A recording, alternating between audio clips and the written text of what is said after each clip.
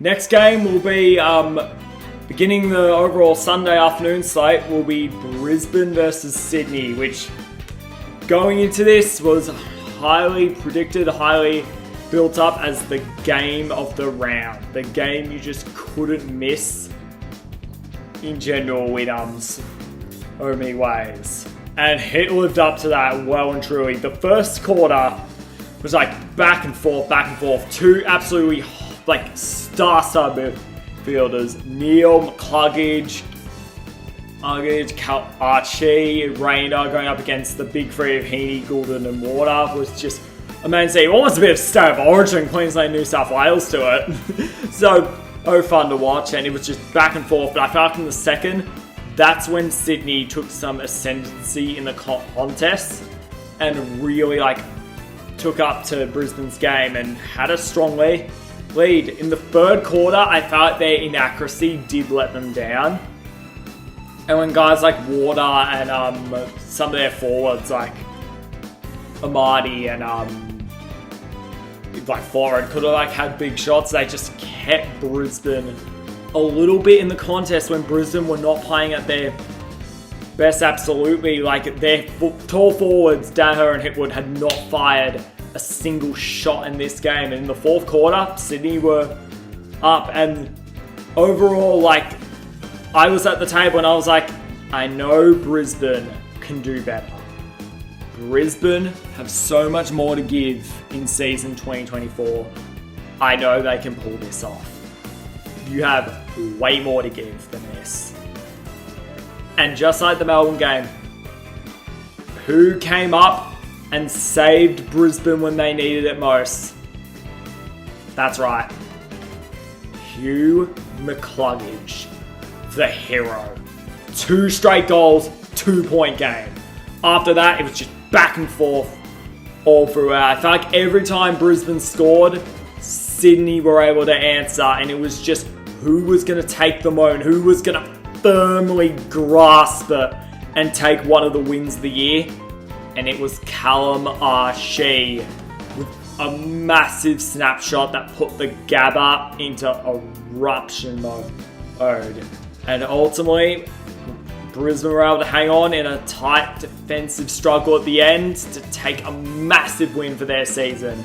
It's so big because it gives them that confidence when if they play Sydney in the run home, they know Sydney's not unbeatable now.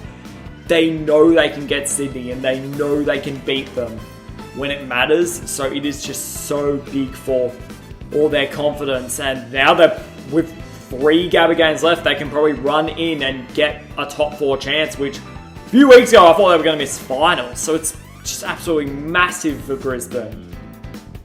And for Sydney, got a few injuries out of this game. Tom Papley's the big one who might be out long term now, and maybe just getting a little bit shaky. Maybe the champagne drinks we thought they had, maybe they're getting on ice a little bit because, I don't know, last few weeks, a couple of injuries, competition might be catching up to the Swans. So yeah, massive win for Brisbane. Now on to the second game of the day, Melbourne versus Fremantle. Now going in this game, Melbourne were coming off some very strong form after a good win on Saturday night against Essendon. And overall, and their ball movement looked a lot more concise, a lot more better, and they were coming off much better form in general going this game, which led for an interesting time for them to finally face Freo, who absolutely destroyed them in Darwin previously early in the year. And a big question was what was the game going to be this time? Was it going to be a lot more closer? It wasn't even close. It was another blowout, and it was clear from the opening minutes the Freo were just on and were just absolutely swarming the Melbourne midfielders and just killing the Demon midfielders overall. Just Melbourne's forward connection looks slow, out of pace, sluggish again, and they just don't like playing Freo for some reason. And overall, their old ruckman, Luke Jackson, just absolutely terrorised them. Luke Ryan and Alex Pearce in defence just absolutely bullied them. And overall, the Dockers just looked way more concisely, their slingshot ball movement was so incredible to see and was just so fun and free-flowing to watch. So yeah, it was a massive win for them, and just they're on track for top 4 now. Like, on track with few away home games to Optus Stadium coming up to really qualify for that top 4 position and lock themselves in for that, which is just big to see. With a play style that I think will work in September. And for Melbourne, it's rough. Like, with the Giants and Bulldogs, 2 hard games, 2 really in strong form teams coming up, it's going to be very hard to actually make it. And now for the final game of this weekend's weekend wrap for round 19, Carlton versus North Melbourne. Now, Carlton had dropped the last 2, and a little bit of worry was coming in for their game. Their midfield was getting beat in stoppages, and just a little bit of worries that their stats really weren't that strong for an overall premiership contender, and weren't really tracking that well with premiership winners overall. So yeah, and I felt like this game against North Melbourne was big for them to actually be able to get back on track and on the winners list overall. And early on in this game, North gave them a fight. North gave them a massive fight and actually went up 12 points ahead at halftime.